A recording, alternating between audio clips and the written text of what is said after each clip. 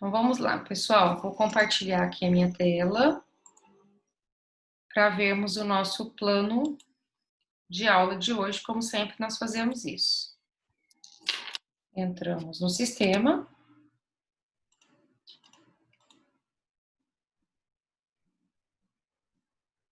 Bruna, é seu aniversário hoje. É o aniversário da Bruna e da Ana Luísa. É sim, prof. Ô, Bruna, parabéns! Obrigada, prof. Felicidades, que Deus abençoe bastante você. Obrigada, prof. Você está completando 15 anos? Tô. Ai, que delícia! Você e a Ana Luísa, vocês fazem aniversário no mesmo dia. Sim, prof. Ah, que legal. Depois, no final da aula, nós vamos cantar parabéns para você. Obrigada, prof. Ah, que delícia! Então, hoje é um dia feliz para você.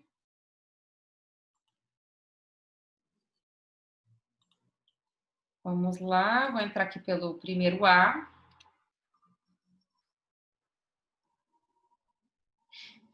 E esse é o nosso plano de aula de hoje. Dia 10 de junho. E nós temos lá, primeiro nós vamos corrigir a nossa tarefa que ficou pendente, né? Vocês entregaram para mim até ontem, página 151. Então vamos pegar o livro de vocês, o livro 1B, Língua Portuguesa, frente B, página 151. Então vamos seguir aqui o nosso roteiro. Estávamos falando sobre a poesia de Gregório de Matos no capítulo 15 e tínhamos um texto até mesmo para identificarmos a questão do cultismo dentro do Barroco. Lembrando que o cultismo é um jogo de palavras, então nós conseguimos identificar esse jogo de palavras também pela presença das figuras de linguagem. E esses exercícios contemplavam justamente essa questão das figuras de linguagem. Eu vou ler aqui e eu vou ler os enunciados, né? E vou pedir para vocês irem colocando as respostas de vocês. Vou interromper aqui um pouquinho o compartilhamento.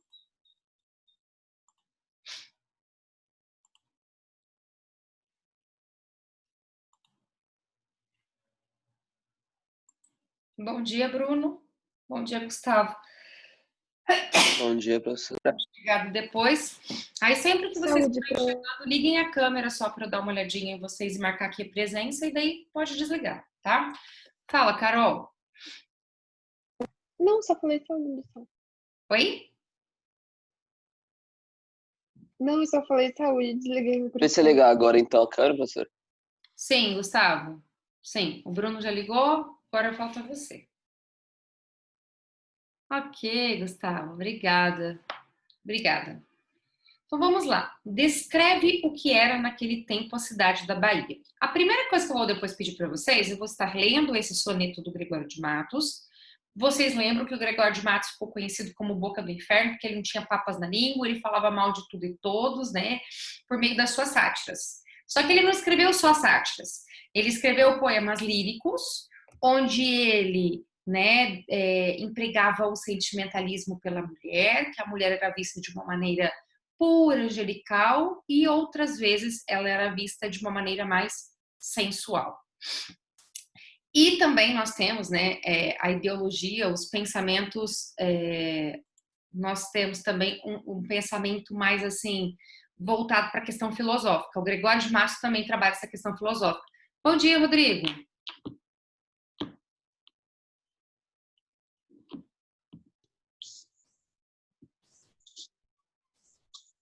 Bom dia, Rodrigo. Bom dia. Quer dar algum recado para o grupo?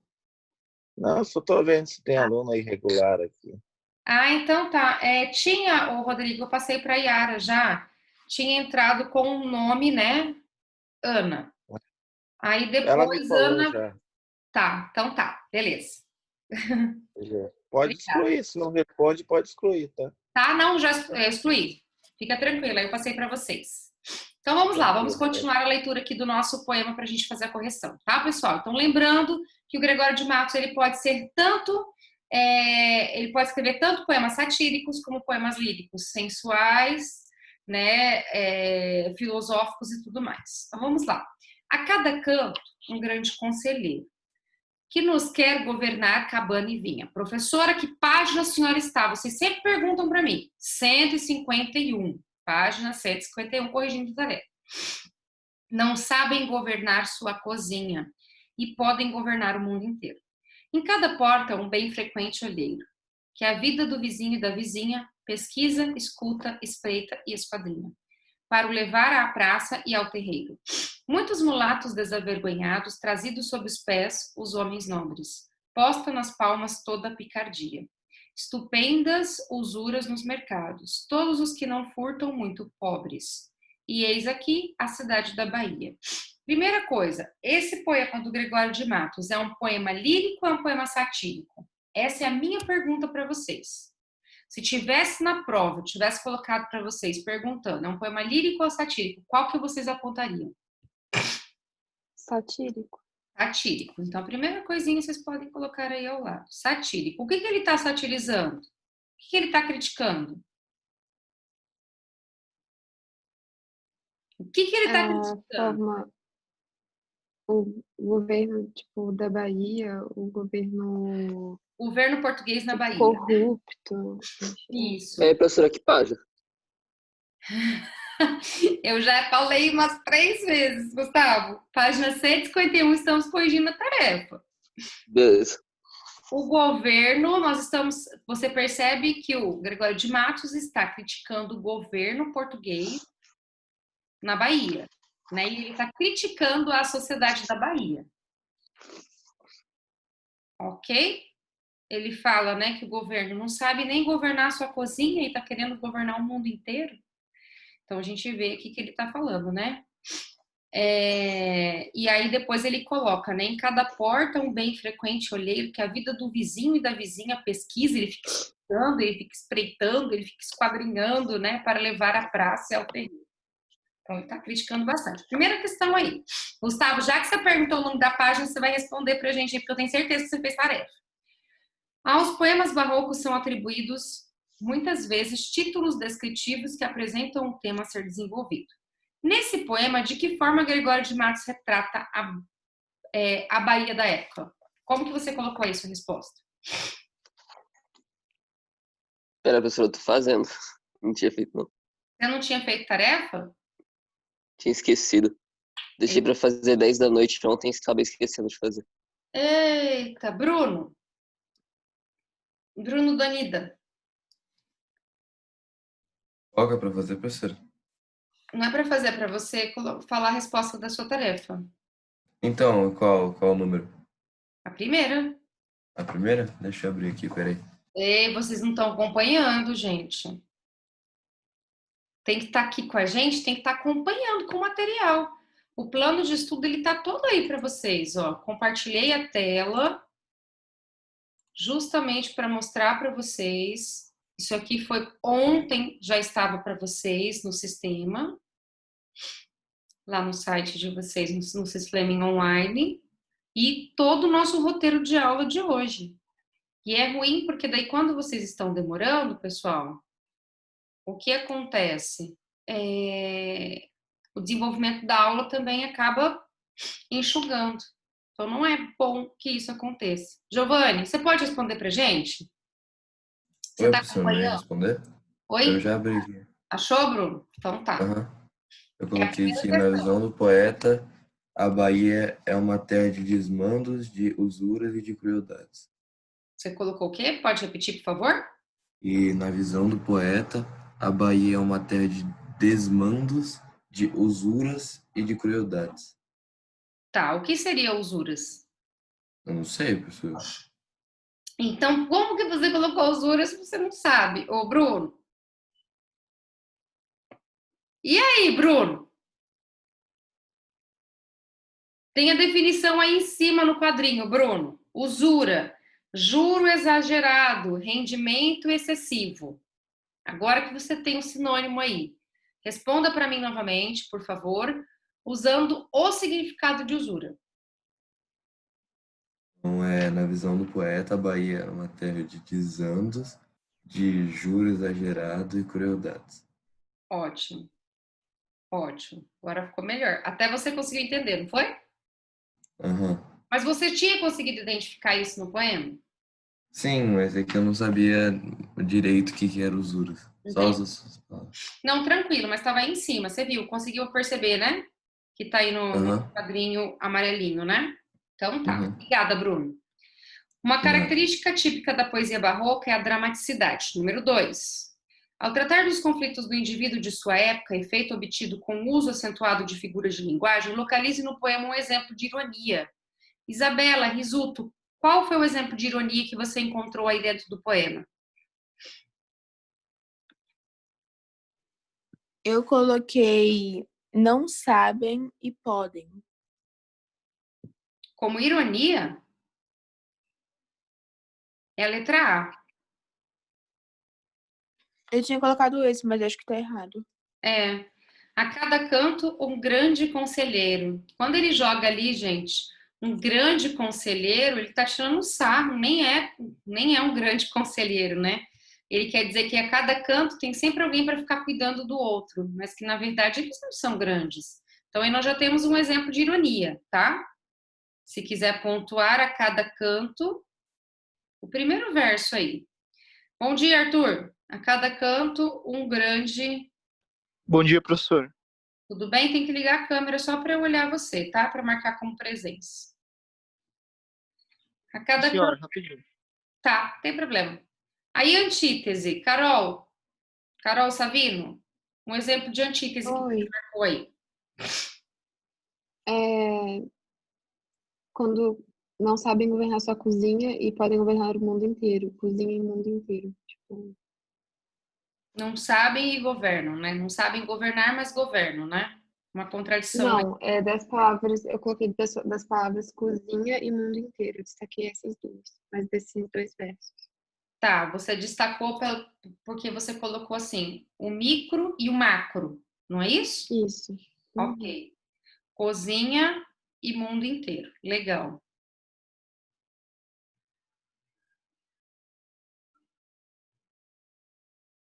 E hipérbole, gente? Onde que tem um exagero? Bruna, qual que você marcou? Eu também coloquei aquela frase, podem governar o mundo inteiro. Então, e Porque, tipo, o podem. mundo inteiro Quem que é vai governar exagero, o né? mundo inteiro não é um exagero? É isso que eu ia falar. Governar o mundo inteiro. Ótimo. Gostei. Giovanni, gradação. Onde que você encontrou gradação nesse poema? Lembrando que gradação é uma figura de linguagem que coloca em ordem, em sequência, ideias. Obrigada, Arthur. Em sequência, ideias, tá? Tanto em ordem crescente, desculpa, como decrescente. Onde que você achou, Giovanni?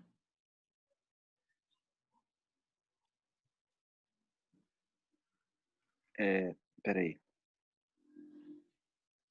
Eu acho que no último parágrafo, no último Na última estrofe? negócio. É, Como ficaria? peraí. Ah, não. É no segundo estrofe. Pesquisa, escuta, espreita, esquadrilha. Isso Para aí. levar a praça e ao terreno. Isso, ótimo. Então, as coisas, as ideias estão colocadas numa ordem. Perfeito. É isso aí. Conseguiu colocar bem aí, tá? Vamos ao próximo aí. Hipérbato. Professor, eu esqueci. O que é hipérbato mesmo? Quando nós falamos de hipérbato, nós estamos falando de inversão. Então, é inversão na estrutura sintática. A estrutura sintática adequada, né, da ordem direta, é você colocar sujeito e predicado. Então, aqui você coloca o predicado antes do sujeito. Geralmente, nós usamos sujeito, verbo e um complemento. Ou só sujeito e verbo, que dá a ideia de sujeito e predicado. Hipérbato é a inversão. Então, você vai usar o predicado antes do sujeito. Onde que nós temos a presença aí do predicado sendo empregado antes do sujeito? Estupendas usuras do mercado. Estupendas, usuras do mercado? Usuras, Ótimo, também. As usuras nos mercados são estupendas, mais ou menos isso, que seria a ordem direta. Legal? Gostei. Número 3 aí. Enzo, você vai responder pra gente. Releia o poema e observe a sua estrutura. Trata-se de um soneto composto à moda clássica, né? Ele está afirmando que é a moda clássica. Comprove essa afirmação. Como que você identifica que é um soneto à moda clássica? Não sei não, professor. O que é um soneto, Enzo? Também não sei. Peraí, não, eu acho que eu lembro. Você lembra sim, meu querido. Claro que você lembra. Calma, deixa eu pensar. O soneto não é aquele... Ah, professora, eu não vou lembrar. Eu lembro que tinha... Não. Pode falar do seu jeito, Enzo. Pode explicar do seu jeito. Não, mas tipo, é que eu não lembro tudo. Tipo, eu lembro que tinha 4 e 3 alguma coisa, mas eu não lembro as palavras, entendeu? Entendeu? Tipo... Mas é isso, e isso é um soneto à moda clássica. É um poema formado por 4 estrofes, sendo as 2 primeiras 2 quartetos e as 2 últimas 2 tercetos. É isso que você queria falar? É. É o famoso 4-4-3-3, você ia falar, não é isso? Isso. Que você lembrou que era 4-4-3-3. É isso, esse é um soneto clássico, tá? E ele pediu para você, na verdade, afirmar. Então, você ia afirmar apontando que o poema de Gregório de Matos em destaque tem 4 estrofes, as 2 primeiras estrofes são formadas por 4 versos e as 2 últimas por 3 versos. Falar quarteto pode ser um pouco mais complexo, mas você falar que as 2 primeiras estrofes são marcadas por 4 versos e as 2 últimas por 3 fica mais fácil. Lembra do rap que eu ensinei para vocês memorizarem, né? 4-4-3-3, 4-4-3-3. Fixa na cabeça esse rap, o 4-4-3-3, vocês vão sempre lembrar de soneto. Olha aí, quem não estava semana passada e apareceu hoje. Bom dia, Chaparro. Bom dia, Fabrício. Para eu computar a presença de vocês, vocês têm que ligar a câmera e me dar um oizinho, viu? Fabrício e Chaparro, bom dia. Vamos compor. Bom dia, já ligo. Tá? Bom dia. Você não veio, Chaparro, na aula passada sentir sua falta. Ah, não foi mesmo. Você Eu era não acordei. primeiros a chegar. Eu acordei para... Gente, continuando aqui o nosso roteiro, ó. Legal. O que nós já fizemos? Já corrigimos a nossa tarefa. Então, vou usar aqui um destaquezinho. Pronto, corrigimos a nossa tarefa. Agora nós vamos lá para o capítulo 15, que nós já estamos, né? Claro, no capítulo 15, vamos para a página 156. Galera, peguem aí. Página 156, nós temos 2 exercícios. E na Consolidando Saberes, que é ao lado, na página 157 e 158, nós temos mais 6 exercícios aí objetivos, ok? Temos alguns exercícios abertos e outros objetivos.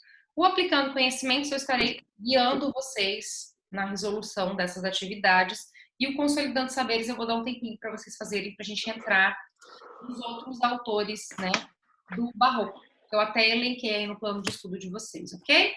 Chaparro e Fabrício, faltam vocês aparecerem.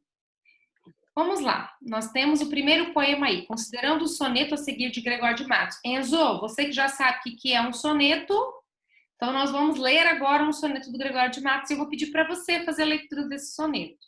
Tá, Enzo? Está na página 156.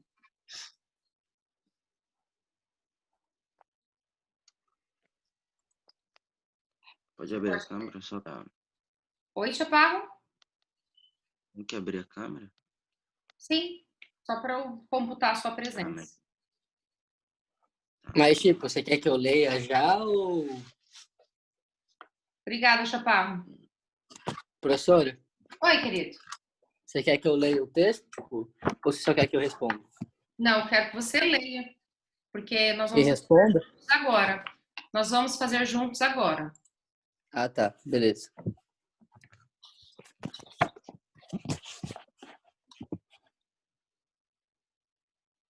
Fabrício, falta você ligar a câmera. Matheus, você acabou de entrar, tem que ligar a câmera.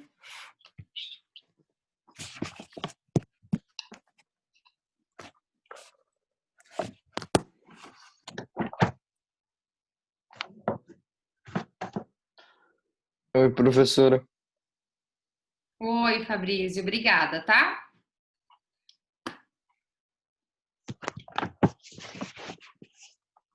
Matheus Braga, falta você ligar sua câmera. Pode ler, Enzo. Tá. Descreve o que era naquele tempo a cidade da Bahia. A cada canto um grande conselheiro. Não, que não, nos meu pergunta. querido. Obrigada, Matheus. Ué, não é 151? Página 156. Ah, tá.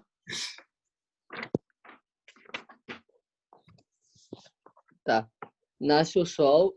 Tá. Considere o soneto a seguir de Gregório de Matos. Nasce o sol e não dura mais que um dia. Depois da luz se segue a noite escura. Em tristes sombras morre a formosura. Em contínuas tristezas e alegrias. Porém, se acaba o sol, porque nascia. Se conforme a luz, porque não dura. Como a beleza assim se transfigura. Como o nosso gosto da pena assim se fia. Mas no sol e na luz falta a firmeza. Na formosura não se vê constância. E na alegria sinta-se a tristeza. Começa o mundo, enfim, pela ignorância. E tem qualquer dos bens por natureza. A firmeza somente na inconstância. Obrigada.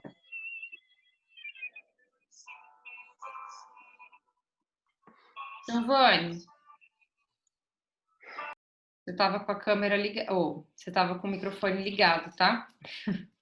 E eu achei que era você, Enzo, que estava com a trilha sonora acompanhando a sua leitura. Então, olha só, pessoal, já na primeira estrofe é possível perceber a vertente da produção do autor representada no poema.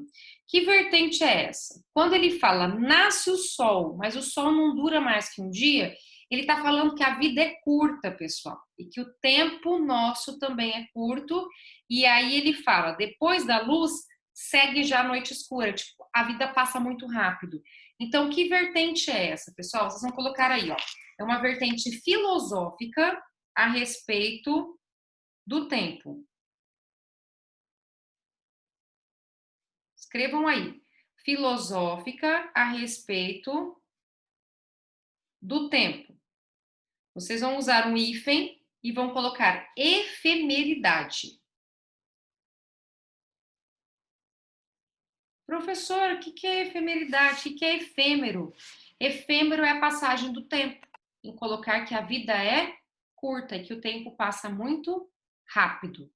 Por isso ele loca para aquela ideia em latim do carpe diem, que devemos aproveitar o dia, que devemos aproveitar, mas a forma como ele fala aproveitar, pessoal, não é você acabar com o seu dia nos prazeres carnais, como o Barroco colocava. Mas o carpe diem é você regar, você plantar hoje o melhor para você colher depois. Então, já que a vida é curta, saiba utilizá-la da melhor maneira. E utilizá-la da melhor maneira, claro, para ter uma vida mais saudável. Você dedicar, né, a sua alma à pureza, como o Barroco colocava. A questão do dualismo, né? Que as pessoas estavam presas aos desejos carnais e salvar a sua alma. Então, aproveita para salvar a sua alma. O ideal seria mais esse, né? E na alegria sinta-se a tristeza. Aqui nós vemos, pessoal, uma outra ideia, eu queria que vocês jogassem aí, que chama-se locus horrendos. Eu vou escrever esse termo e efemeridade no quadro em branco aqui para vocês, que são palavras que vocês não utilizam tanto, né? Então, nós temos aqui aquela minha barrinha para eu escrever. Nossa, aqui vai ficar... Vamos tentar. Nossa, que letra técnica, olha. Não apareceu a outra. Locus.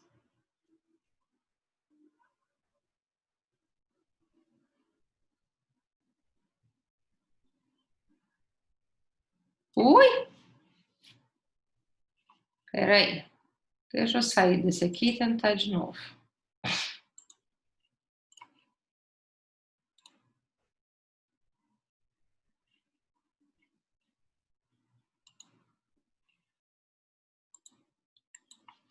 Sempre tem uma barrinha que fica aqui. E agora...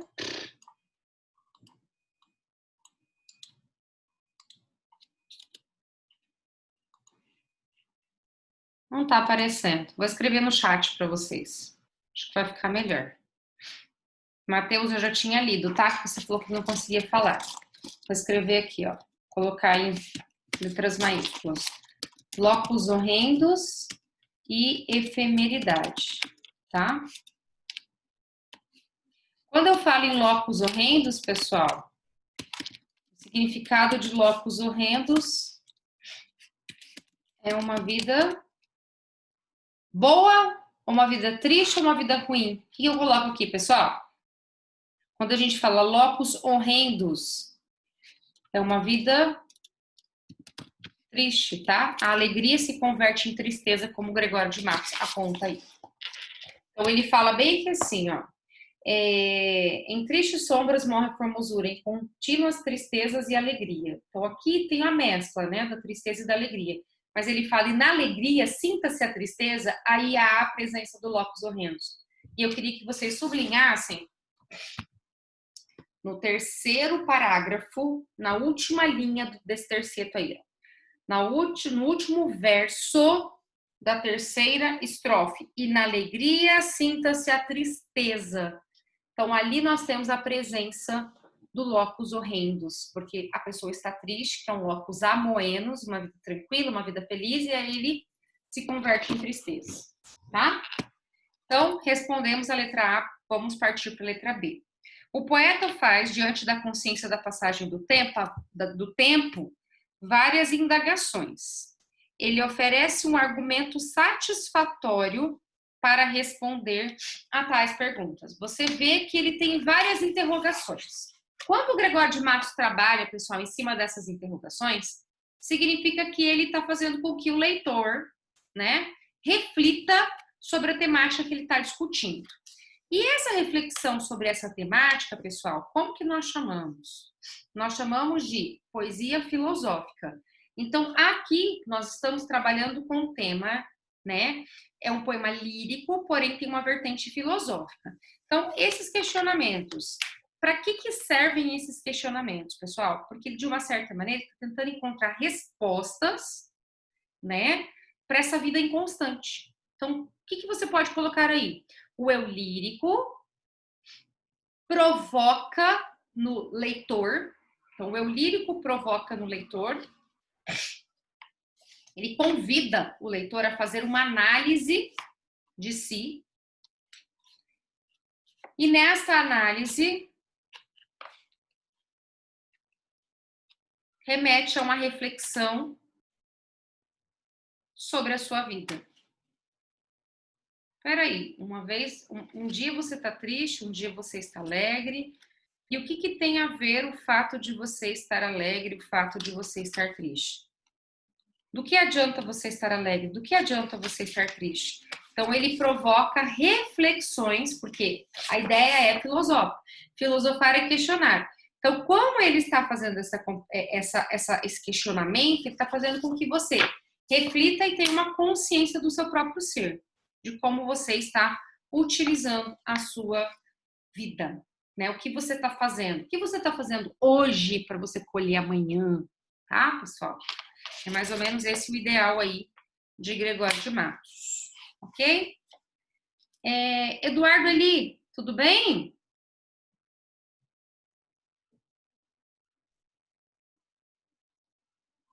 Oi, professora. Tudo bem? Tudo. Você pode ler o segundo exercício aí da página 156? Tá. Gregório de Matos tanto exprimiu os sentimentos e a ideologia da Contra-Reforma em poemas contritos e moralistas, vazados no estilo barroco, como denunciou a sociedade seiscentista da cidade da Bahia, dominada pelas negociatas e falcatruas no comércio do açúcar. Suas perspectivas críticas Sua perspectiva crítica. Há um tempo rancorosa, energia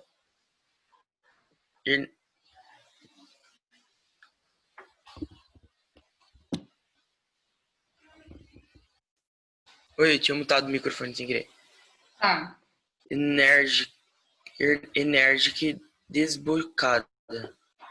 Deu vazão a série de poemas satíricos, cujos alvos eram os clérigos viciosos, os mulatos desavergonhados, os conselheiros corruptos, os falsos fidalgos, caramus. Mas há quem veja a sua atitude muito mais o despeito de um aristocrata deslocado do que a indignação de fundo social. O que ninguém contesta é seu talento de poeta. Obrigada. O estilo e o tema dos poemas barrocos religiosos, contritos e moralistas de Gregório de Matos. Então, o que o Eduardo acabou de ler é sobre essa temática, então, do Gregório de Matos. Mas onde nós vamos encontrar? Quais são os versos que nós vamos conseguir identificar o que o enunciado nos diz? Então, é importante, pessoal, para o vestibular, vocês fazerem essa contextualização. Eu quero que vocês sempre já estejam preparados para isso. Pessoal, as escolas literárias, elas nos servem para quê? Para fazer com que a gente identifique. Você olhar um poema e você ser capaz de falar, esse aqui pertenceu ao século XVII, esse pertenceu ao século XVI, esse é o século XIX. Por quê, pessoal? Porque nós estamos estudando as características desse período. Então, para as características do período, e de acordo com as descrições aqui, quais são os versos que vão constatar essa questão religiosa? Gregório de Matos, como vocês sabem, ele, durante muito tempo, ele escreveu sátiras. E aí ele foi obrigado a sair do Brasil, que aí ele foi para o exílio. No exílio, ele se viu arrependido. E ele se viu arrependido, mas ele tentou, de uma certa maneira, fazer um consórcio com Deus, porque ele pensou, legal, eu vou me arrepender dos meus pecados, e assim eu vou comprar, ou eu vou ter um espaço no céu. Então, de uma certa maneira, ele tenta fazer uma barganha com Deus para conquistar o seu espaço. E quais versos nós conseguimos identificar isso? E aí eu pergunto para vocês, qual é a resposta adequada? A, B, C, D ou E? Qual é a resposta? Que Gregório de Matos está diante de Deus pedindo perdão pelos seus pecados? Tá fácil.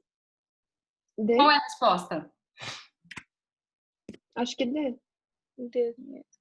Acha ou tem certeza, Carol?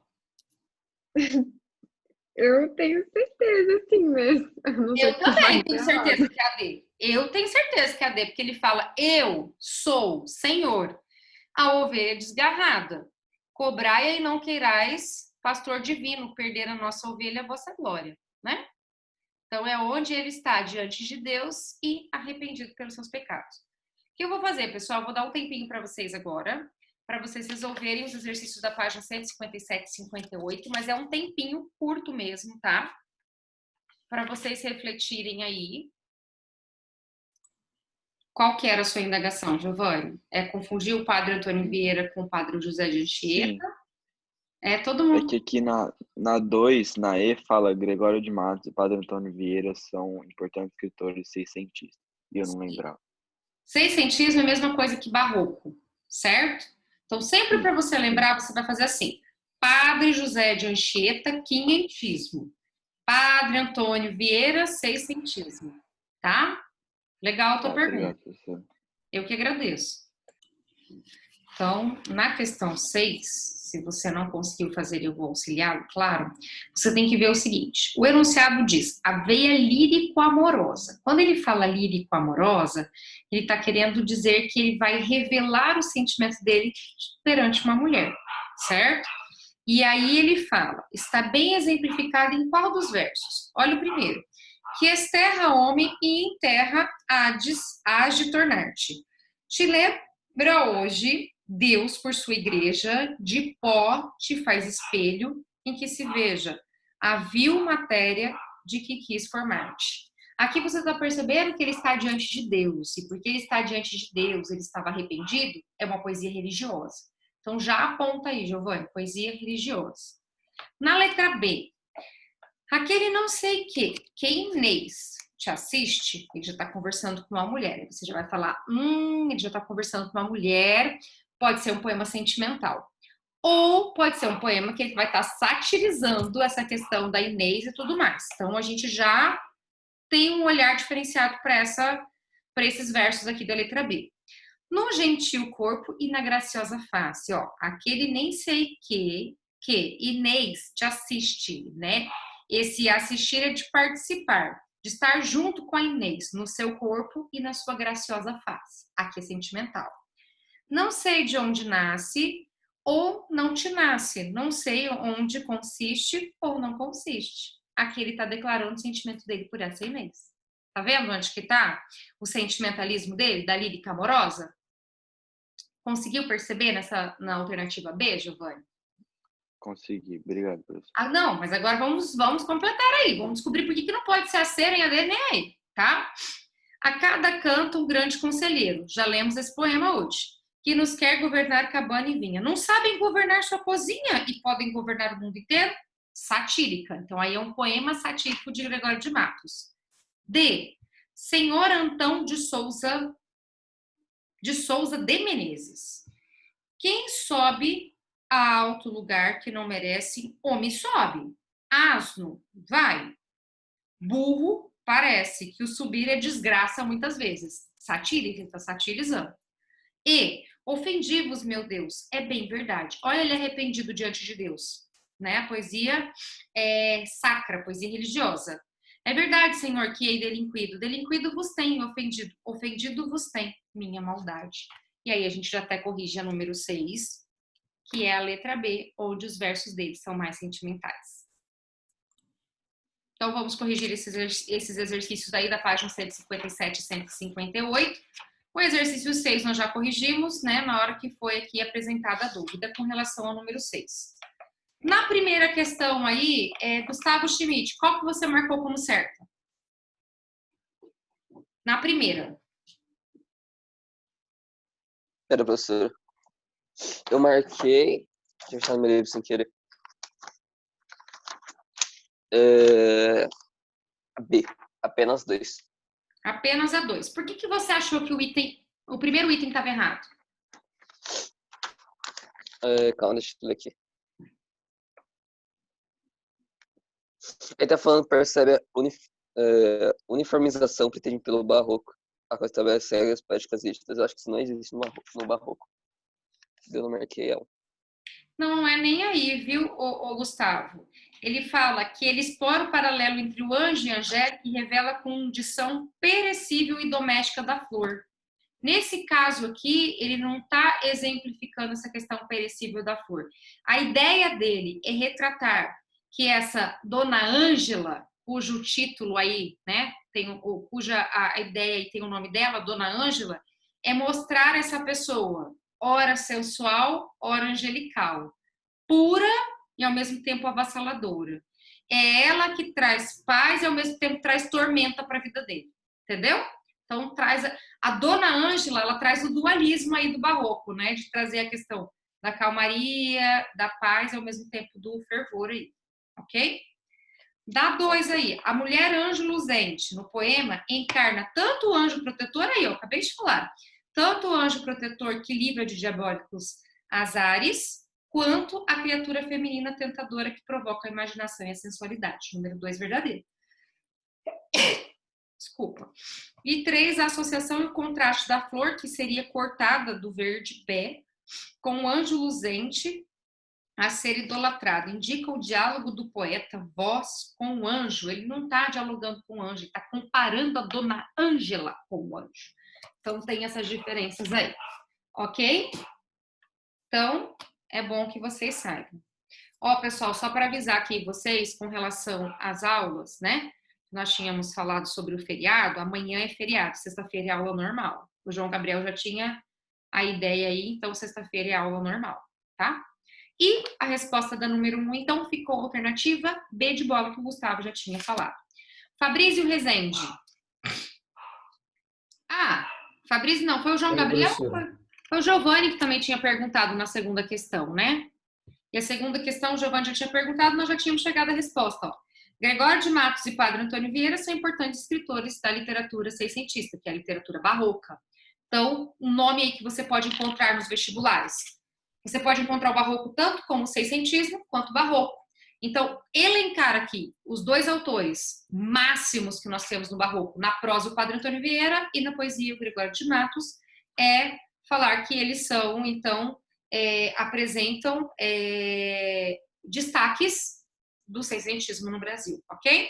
Então, número 2, né, a gente já tinha explanado aqui a dúvida, ficou a letra E, ok? Daí, texto para as questões 3 e 5, né? Triste Bahia. Nós temos um poema satírico do Gregório de Matos e que vai nos ajudar a responder aí da questão 3, 4 e 5, ou seja, 3 questões da UEL, tá? É importante para quem faz o passe da UEL, então já saber como que funciona aí. Da UEL não, tem da UEM, né? O passe da UEM.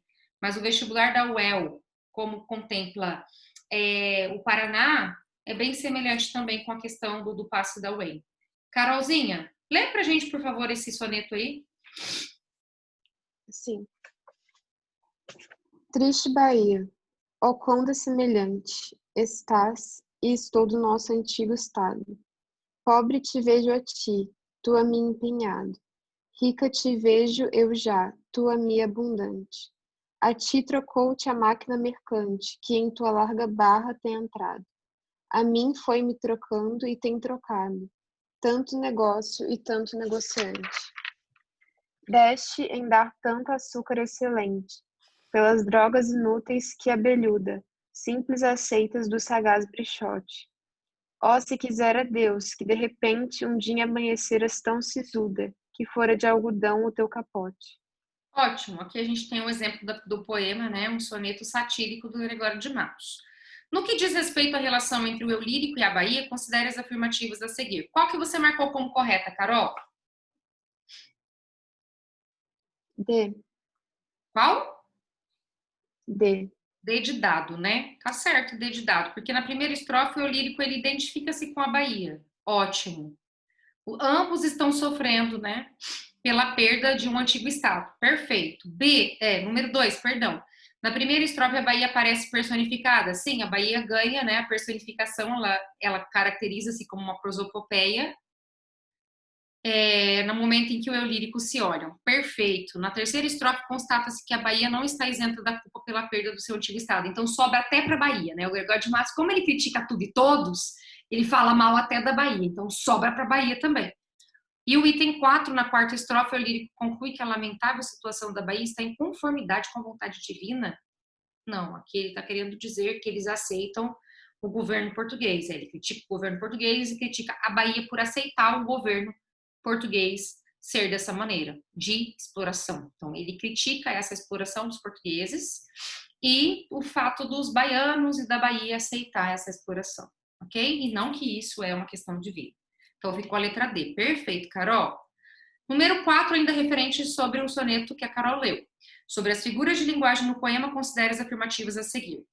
Primeiro, a descrição do eu lírico e da Bahia configura uma antítese entre o estado antigo e o atual estado de ambos. Então, ele faz o quê, gente? Ele faz uma reflexão apontando lados opostos. Esses lados opostos nós chamamos de antítese. Então, a afirmativa está correta.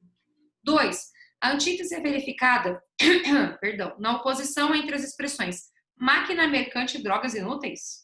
Máquina mercante é uma coisa, drogas inúteis é outra. Não, ele está completando uma ideia. Então, aqui não é uma antítese. Então, o segundo item, falso. Terceiro item.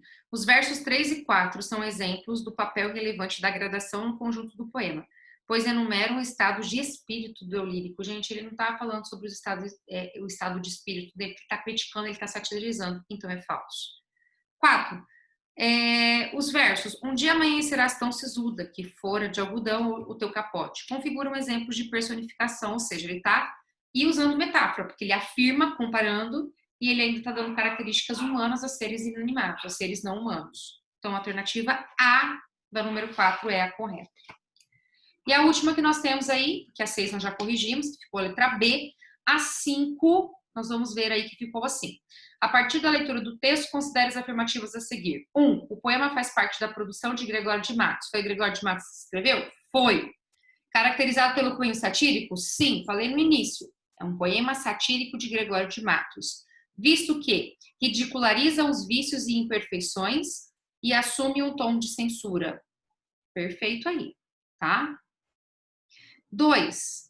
As figuras do desconsolado poeta da triste Bahia do sagaz Brichote são imagens poéticas utilizadas para expressar a existência de um triângulo amoroso. Gente, está criticando a Bahia. Como vai ter triângulo amoroso aqui?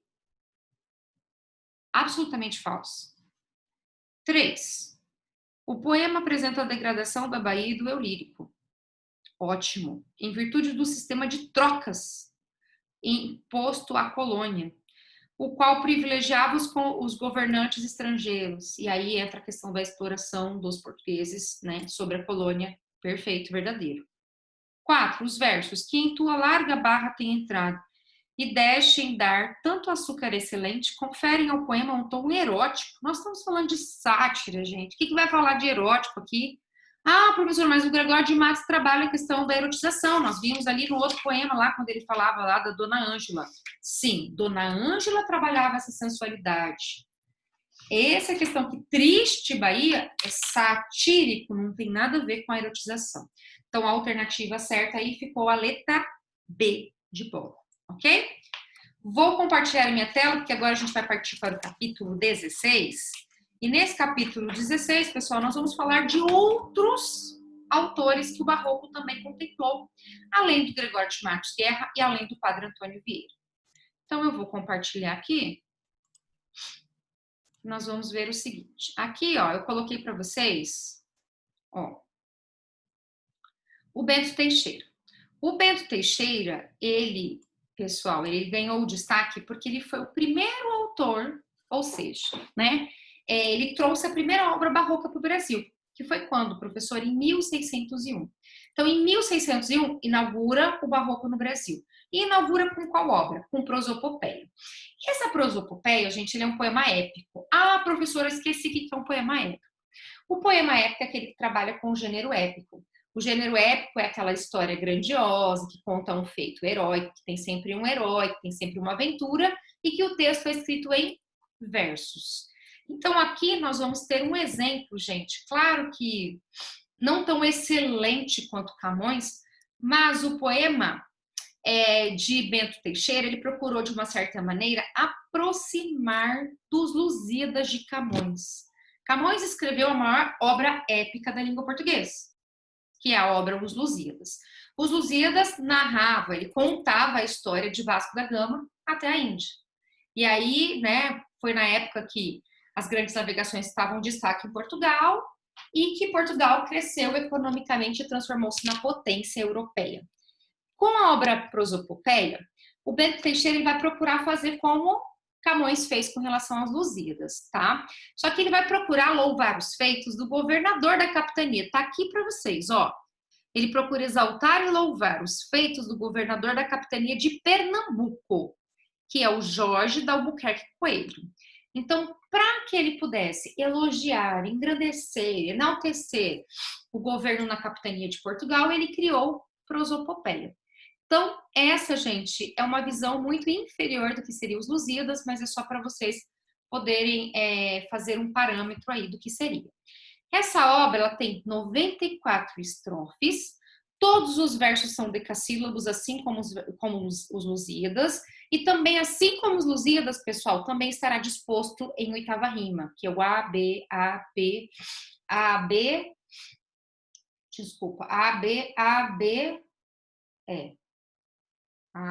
aí C, D, C.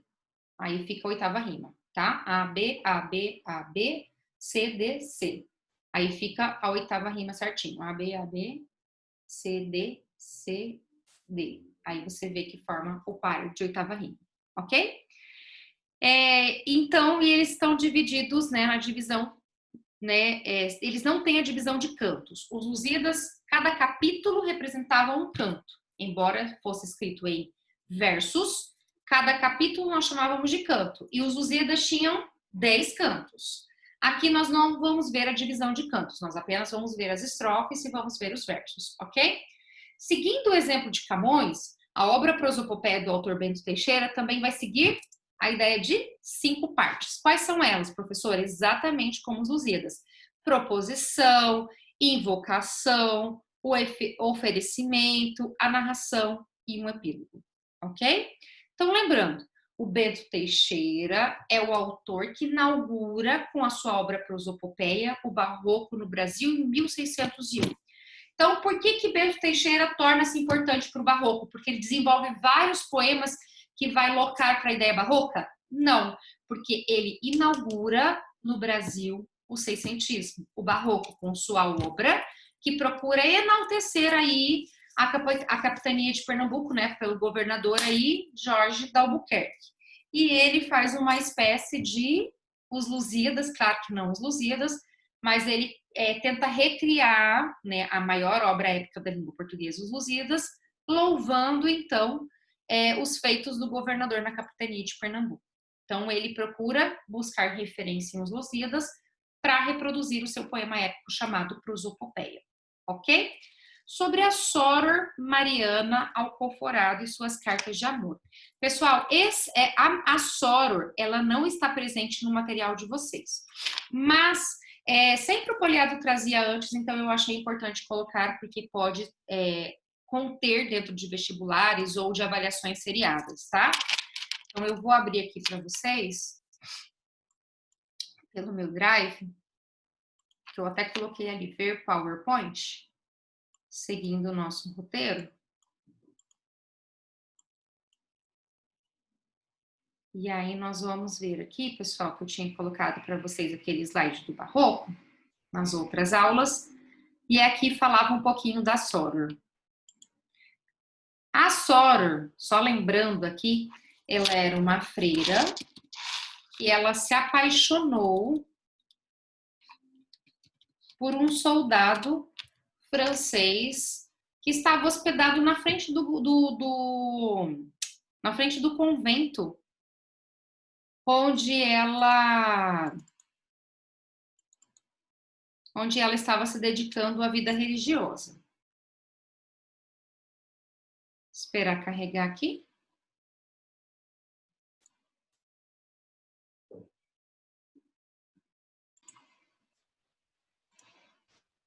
Veja bem, pessoal, aqui, ó, nós temos outros autores do Barroco em Portugal, tá? O Padre Manuel Bernardes, além do Padre Antônio Vieira, que nós tínhamos falado, o Francisco Manuel de Melo, Francisco Rodrigues Lobo, o Antônio José da Silva e a Soror Mariana Alcoforado, que é essa que eu quero falar para vocês. Sobre a Soror, pessoal, então, ela foi uma freira em Portugal, no convento de Beja, tá?